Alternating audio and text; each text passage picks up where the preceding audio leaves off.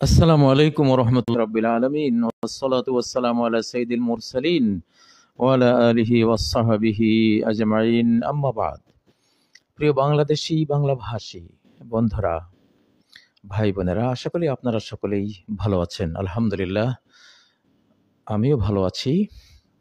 সেই রব্বুল আলামিনের সকল প্রশংসা, সকল গুণগান, যিনি এই ছায়াল সংসারের স্রষ্টা, রূপকার, এর অস্তিত্ব দানকারী, এর সকল কিছুর নির্বাহী ক্ষমতার অধিকারী, আকাশ থেকে যিনি জমিনকে নিয়ন্ত্রণ করেন, মহাবিশ্বকে নিয়ন্ত্রণ করেন, ইউদাব্বিরুল আমরা মিনাস সামাই ইলাল আরদ, যিনি আকাশ থেকে পৃথিবী মুখে তার কমান্ডগুলোকে তিনি নির্বাহ করেন। সকল গুণগান তার, সকল কৃতিত্ব তার, আমাদের কারো কিছুই নেই। আমরা সবাই ফকির, নিঃস্ব, কাঙ্গাল, সৃষ্টি জগৎ পুরোটাই নিঃস্ব, স্রষ্টা ছাড়া তাদের কেউ। প্রিয় বন্ধুরা, আজকে একটি শিরোনাম, হত্যাযজ্ঞ, আধিপত্যবাদীদের বাংলাদেশ আক্রমণের অজুহাত সৃষ্টির পায়তারা মাত্র। অন্যান্য দেশের মতো বাংলাদেশেও ইসকন নিষিদ্ধ হোক। ইসকন মুক্ত বাংলাদেশ জিন্দাবাদ, জিন্দাবাদ। প্রিয় বন্ধুরা, এই জিন্দাবাদটা আমার স্রষ্টার কাছে, রাজাধিরাজ আল্লাহর কাছে একটা প্রেয়ার, একটা দোয়া, একটা প্রার্থনা, যে আপনি তারা প্রকৃত অর্থে যদি, আপনি তো জানেন, তারা যদি অশান্তি সৃষ্টিকারী হয় এবং খুনের গঙ্গা বইয়ে দেওয়ার ষড়যন্ত্রকারী হয়, আপনি নিষিদ্ধ করে দেন।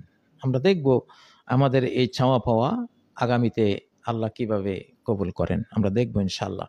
আমরা জানি ইসকন চীনে নিষিদ্ধ, ইসকন মালয়েশিয়া নিষিদ্ধ, ইসকন সৌদি আরবে নিষিদ্ধ, ইরানে নিষিদ্ধ, ইসকন ইন্দোনেশিয়ায়ও প্রায় নিষিদ্ধ। আবার তাজিকিস্তান, কিরগিজস্তান, তুর্কমেনিস্তান সহ ওখানে যে 5-6টি রাষ্ট্র আছে, তারা খুব তীক্ষ্ণ নজরে তাদেরকে তাদের নজরের আওতায় রাখে, সহজে কিছু করতে দেয় না। তো বাংলাদেশের যে অবস্থা হয়েছে, আসলে বাংলাদেশে এটা নিষিদ্ধ না করে আর উপায় নেই। যেভাবে কোর্ট কাছারির প্রাঙ্গণে এবং একজন সরকার পক্ষীয় আইনজীবীকে সাইফুল ইসলাম তাকে শহীদ করা হলো।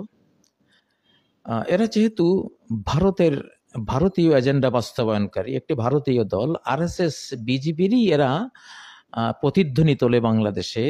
জাগরণ মঞ্চ যেটা, এটা তো আরএসএস এর জাগরণ মঞ্চ। আপনারা সংবাদ পড়লে দেখবেন ভারতে জাগরণ মঞ্চ তৈরি করে করে তারা কি করে। গতকালও সম্ভবত 6 জন মুসলিম ভারতে গুলিবিদ্ধ হয়ে নিহত হয়েছেন। সে নিয়ে তো কোনো কথা নেই, মুসলিমদের তো কোনো অধিকারই নেই ভারতে। তাহলে ভারত একটা দর্পণ, একটা আয়না। সে আয়নায় এই দেশে যারা ইসকনের কথা বলছো, তোমরা নিজেদের চেহারা দেখে নাও। ওখানে মুসলিমদের সাথে কি করছো, মুসলিমরা কি কি মানবেতর জীবন সেখানে যাপন করছে। ডিটেনশন ক্যাম্পে কত লক্ষ লক্ষ মুসলিম আছে, একটা পাসপোর্ট পর্যন্ত দেয়া হয় না, ডিটেনশন ক্যাম্পে ফেলে রাখা হয়। নারীদের কোনো সম্ভ্রমের কোনো সেখানে অধিকারই নাই। সেই ডিটেনশন ক্যাম্পগুলোতে কত অত্যাচার আমরা তো জানি। তো সেই তুলনায় বাংলাদেশে তো তোমরা জান্নাতে আছো।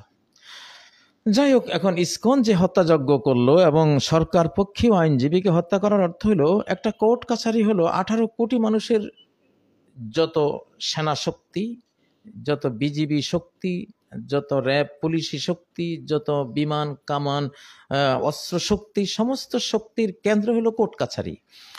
সেখানে একজন আইনজীবীকে হত্যা করার অর্থ হলো গোটা বাংলাদেশকে, বাংলাদেশের গোটা জনগোষ্ঠীকে, বাংলাদেশের গোটা সরকারকে উপেক্ষা করা, অপদস্থ করা এবং সরকার, জনগণ বাংলাদেশের বিরুদ্ধে বিদ্রোহ ঘোষণা করা। তো এটা কতটা মারাত্মক অপরাধ। এখানে যদিও হত্যাযজ্ঞের শিকার হয়েছেন একজন, কিন্তু এখানে গোটা জাতির জীবন বিপন্ন হয়েছে। অতএব সরকারের কাছে আমাদের আকুল আবেদন, কঠিনভাবে নির্ভীক চিত্তে আপনারা এদের বিচার করুন। জনগণ আইন হাতে তুলবে না, আমাদের বাংলাদেশের জনগণ শান্ত, তারা আইন হাতে তুলবে না। কিন্তু ইসকনের নামে কোনো নামে কেউ এসব সন্ত্রাস করবে, জঙ্গি তৎপরতা চালাবে, তাদেরকে আইনের হাতে তুলে দেওয়া হবে। তাদের বিচার, ন্যায় বিচার আইন করবে। কিন্তু জনগণকে নিস্তব্ধ হওয়া যাবে না।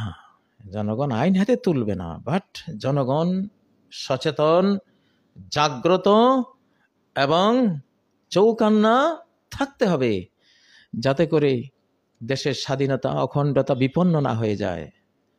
বাংলাদেশের এখন সৈন্য সংখ্যা আমাদের 18 কোটি জনগণের প্রায় সবাই, আমরা সবাই এখন সৈনিক। আমরা স্বাধীনতার সৈনিক, আমরা অখণ্ডতার সৈনিক। আমাদের মাতৃভূমি মায়ের মতো যে ভূমিকে আমরা জানি, সেই মাতৃভূমির আমরা সৈনিক। আল্লাহ আমাদেরকে মাতৃভূমি রক্ষার পবিত্র দায়িত্ব দিয়েছেন, আমাদের মুসলিম এই মানচিত্র রক্ষার দায়িত্ব দিয়েছেন। আমরা আছি এখানে, এটা আমাদের রক্ষা করতে হবে জীবন দিয়ে। সবকিছু এটা আমরা ইনশাল্লাহ চোখে রাখবো। জনগণ সতর্ক থাকতে হবে, মাঠ গরম রাখতে হবে। আমাদের তরুণরা, আমাদের যুবকরা সপ্তাহে 2-4টা মিছিল করে স্বাধীনতার স্লোগান তুলে তাদের যে কর্মশক্তি, তাদের যে প্রতিরোধ ক্ষমতা, এইটা বহাল রাখতে হবে। চুপচাপ হওয়া যাবে না। চুপচাপ হলে তোমরা যে আন্দোলনের বিশ্ব মডেল তোমরা তৈরি করেছো, যে আন্দোলন সারা বিশ্বে কেউ করতে পারেনি এই হাল আমলে, তো তোমরা যদি চুপ হয়ে যাও, তোমাদের এই মডেলের এই মডেলটা হাতছাড়া হয়ে যাবে। এটা ইসকন নিয়ে যাবে, এটা হাবিজাবিরা, দেশ বিরোধীরা নিয়ে যাবে। এই জন্য তোমাদের এটা ধরে রাখতে হবে, তোমাদের থেকে কেউ যাতে এটা হরণ করতে না পারে। তো সেজন্য গরম থাকতে হবে, তবে আইন হাতে তুলবে না। যারা দেশ বিরোধী চক্রান্ত করবে আইনের হাতে তুলে দেবে। সেনাবাহিনী আছে, পুলিশ আছে, তারা মাঠে আছে, তাদের হাতে তুলে দেবে। আর সেনাবাহিনী, পুলিশ, আপনাদের হাতে আমরা দেশের রক্ষার দায়িত্ব দিয়েছি। আপনারা কোনো অবহেলা প্রদর্শন করবেন না। ঢাকায় যে লক্ষ লক্ষ মানুষকে জড়ো করা হচ্ছিল, এটা অবশ্যই তো আইন শৃঙ্খলা বাহিনীর নজরে থাকার কথা, গোয়েন্দা রিপোর্টে থাকার কথা। তাহলে কিভাবে তারা আসতে পারলো? জনগণের হাতে ধরা পড়েছে। কেন আইন শৃঙ্খলা রক্ষাকারীদের হাতে ব্যাপকারে ধরা পড়লো না? ধরা পড়তে হবে। আপনারা ভয় পাবেন না, ভয়ের কিছু নেই। বাংলাদেশ এখন আমরা জানি, বাংলাদেশ কার হাতে রয়েছে আমরা জানি। প্রিয় বন্ধুরা, তো বাংলাদেশ যে সৃষ্টিকর্তা, যিনি আমাদেরকে এই সম্মান দিয়েছেন, স্বাধীনতা দিয়েছেন, মুসলিমদেরকে সাহায্য করেছেন, তিনি আমাদের সাথে আছেন। তো এখন এই যে বললাম যে তারা যেই কাণ্ডগুলো করছে, স্লোগানগুলো তুলছে, তারা নাকি আধ্যাত্মবাদী, সনাতন ইসকন নাকি তারা আধ্যাত্মিকতা করে। আচ্ছা, আমি উইকিপিডিয়ায় একটা সার্চ দিলাম, উইকিপিডিয়া সার্চ দিয়ে আমি যা দেখলাম, মানে সনাতনী উইকিপিডিয়া সেটা কি লিখলো, যে সনাতনীর দায়িত্ব কর্তব্য কি। এই যে দেখুন, আমি পড়ছি এখানে, সনাতনীদের সাধারণ কর্তব্যের মধ্যে রয়েছে সততা, জীবকে আঘাত করা থেকে বিরত থাকা। আপনি দেখুন, আপনি যে ওনারা ইসকন, তাহলে সনাতনী হলো জীবকে আঘাত করা থেকে বিরত থাকা।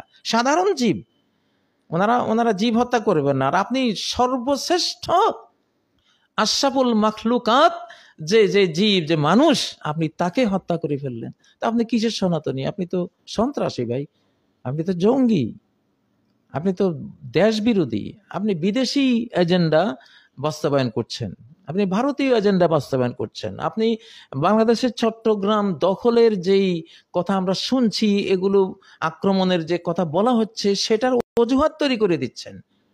এই জন্যই তো আমাদের প্রতিবেশীর মুখে ইউক্রেন রাশিয়ার যুদ্ধের প্রসঙ্গটা এসেছে। ইউক্রেন আক্রান্ত হয়েছে, যা এখন পার্শ্ববর্তী তাদের দেশটা বলেছে যে আমার জনগণ সেখানে আছে, তারা মজলুম হচ্ছে, অধিকার বঞ্চিত হচ্ছে, অতএব আক্রমণ করে আমি আমার জনগণকে রক্ষা করতে হবে। তো এরা তো সেই অধিকারটা, সেই অজুহাতটা তৈরি করার কাজটা করছে। আমাদের প্রকৃত যে সনাতনী হিন্দু, আমাদের বাংলাদেশের হিন্দু ভাইয়েরা আছে, 2009 সালে সম্ভবত ইসকনের সাথে তাদের একটা সংঘর্ষ হয়েছে। তো এরা এরা তো আর্টিফিশিয়াল, কৃত্রিম। কৃত্রিম সনাতনীর গেরুয়া পোশাকের অন্তরালে এরা সনাতনী নয়, স্যাবোটাজকারী, অন্তর্ঘাতকারী। নাহলে কিভাবে একজন আইনজীবী নিহত হলো সেখানে? এটা কি সম্ভব? জীবে আঘাত না করা হলো তোমাদের সনাতনের অন্যতম তোমাদের ধর্ম বা নীতি, তাহলে কিভাবে আঘাতটা করলে? তাহলে এই নামটা বাদ দিয়ে দাও ভাই, এই নামটা চলবে না। আর সরকারকে তো আমরা আহ্বান জানিয়েছি, এটা বিভিন্ন দেশে যেমন নিষিদ্ধ, বাংলাদেশে নিষিদ্ধ হতেই হবে। কারণ এই অশান্তি আমরা এটা দেখতে চাই না আমাদের বাংলাদেশে। তো এই জন্য আমাদের যারা জাতিকে, তরুণদেরকে যারা নির্দেশনা দিচ্ছেন, তাদেরকে ঠান্ডা হওয়া নির্দেশনা দেবেন না, তাদেরকে গরম রাখতে হবে, নাহলে এই দেশ টিকবে না। তারা সেই উদ্দামতা, উচ্ছলতা, সেই জীবন ত্যাগী, সেই দুঃসাহসিকতা নিয়ে তারা মাঠে থাকতে হবে। তাদের ঘুমানো যাবে না। ঘুমানো মানে নিস্তব্ধ, নিথর হয়ে যাওয়া যাবে না। শুধু কিছু সৈনিকরা মিলে এই দেশ রক্ষা করতে পারবে না। আমাদের 18 কোটি জনগণের, আমরা 18 কোটি সৈনিক, ইনশাআল্লাহ স্রষ্টাকে সাথে নিয়ে আমরা আছি এই দেশ রক্ষায়। অতএব আমাদের যুবকরা, তোমরা কিন্তু ঠান্ডা হবে না, নিস্তব্ধ হবে না। আমরা তোমাদেরকে মির্জাফরের মতো কোনো নির্দেশ দিতে পারি না। মির্জাফর বলেছিল, সিরাজ তুমি আজকে শান্ত থাকো, আমি কালকে যুদ্ধ করে ক্লাইভকে বিতাড়িত করে শেষ করে দেব, তোমার রাজ্য নিষ্কণ্টক করে দেব, তুমি শান্ত থাকো। শান্ত থাকো নির্দেশটা দিয়ে, পরামর্শ দিয়েছিল সিরাজ তো তখনকার সুলতান। তো পরামর্শটা দিয়ে, শান্ত থাকার পরামর্শ দিয়ে ক্লাইভকে গোপনে চিঠি লিখে দিয়েছে। সে তো শান্ত হয়ে গেছে। তার সৈন্যবাহিনী এখন হাল ছেড়ে দিয়েছে। একটা সৈন্যবাহিনী কঠিন নিয়মে চলে, তারা যখন হাল ছেড়ে দেয়, ওই সময় আক্রান্ত হলে আর কেউ বাঁচতে পারে না। ঠিক সেটাই হয়েছে। এখন যদি আমরা আমাদের তরুণদেরকে বলি শান্ত থাকো, তোমরা হ্যাঁ শান্ত থাকো, এটা বলবো না, সচেতন থাকো বলবো। আইন হাতে তুলবো না এটা বলবো, কিন্তু শান্ত হয়ে যাও, ঠান্ডা হয়ে যাও, নিথর হয়ে যাও, এটা বলা যাবে না।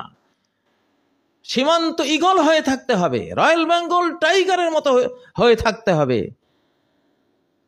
দুঃসাহসিক তোমাদের সেই চেতনাগুলোকে জাগ্রত রাখতে হবে, তোমাদের শারীরিক ফিটনেস থাকতে হবে। আন্দোলন, বিপ্লব, যুদ্ধের প্রস্তুতি, বাংলাদেশের এখন রণপ্রস্তুতির পর্ব।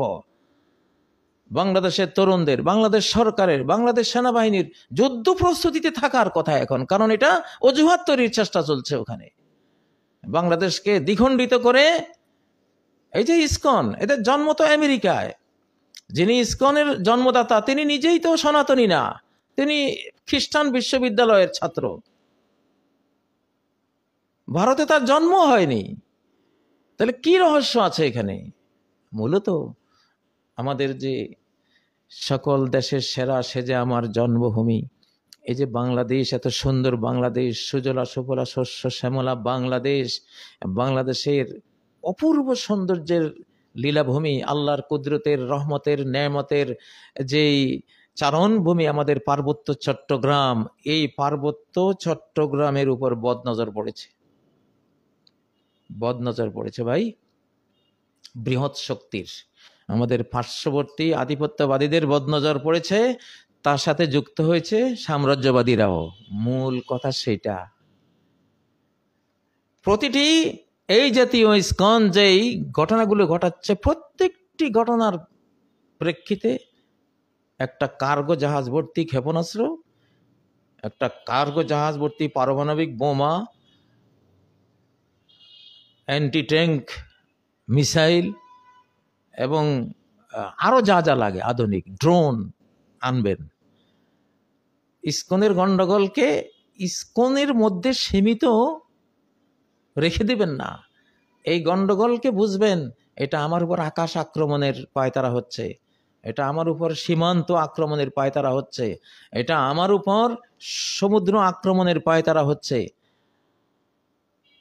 আসল খবরটা বললাম ভাই, তোমরা যারা ইসকনের সদস্যরা আছো, আমি যে বললাম তোমরা স্যাবটিয়র, সনাতনীর গেরুয়া পোশাকে, বুকে হাত দিয়ে বলো তো সত্য সত্য বলছি না?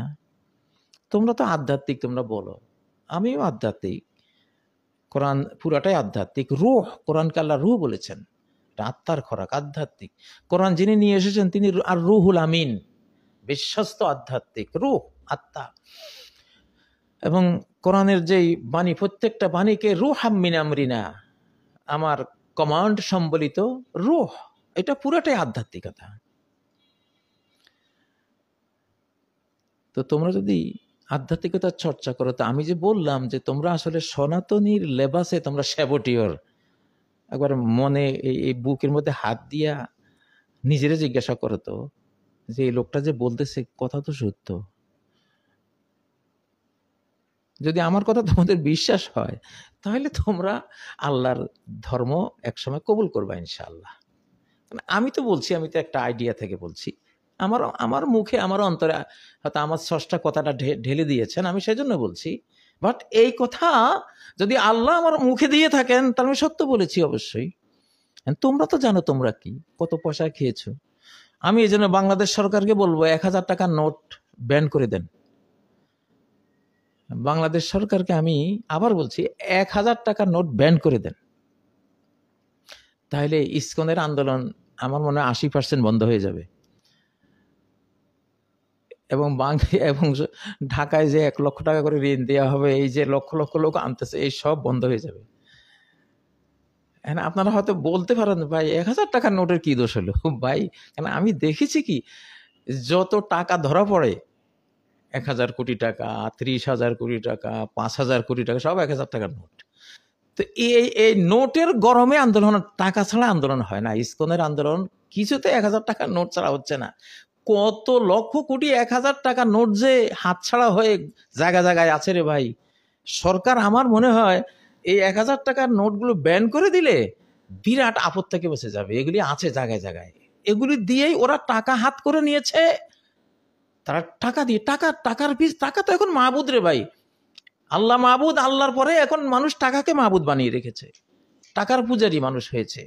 তো এখন বাংলাদেশ সরকার, ডক্টর ইউনূস সরকার, আপনি 1000 টাকার নোটগুলো বন্ধ করে দিলে এখন এই আন্দোলনের পেছনে ফুয়েল যারা দেয় তাদের ওই টাকার শক্তিটা শেষ। শান্তিতে ঘুমাবেন ডক্টর ইউনূস সাহেব।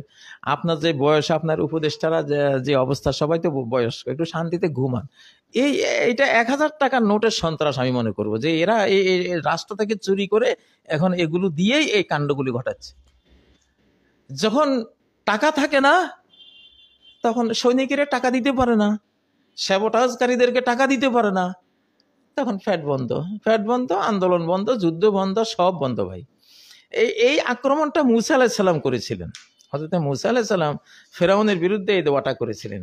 আল্লাহু আকবার, কি সুন্দর দোয়া।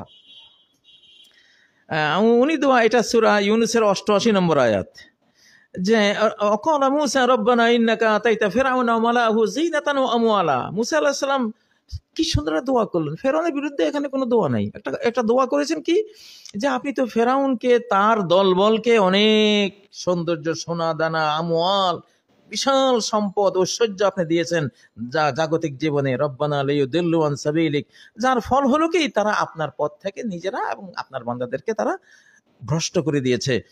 এখন আমার দোয়া হলো রব্বানা তুমিস আলা আমওয়ালিহিম, তাদের এই অর্থনৈতিক শক্তিকে আপনি নিশ্চিহ্ন করে দেন।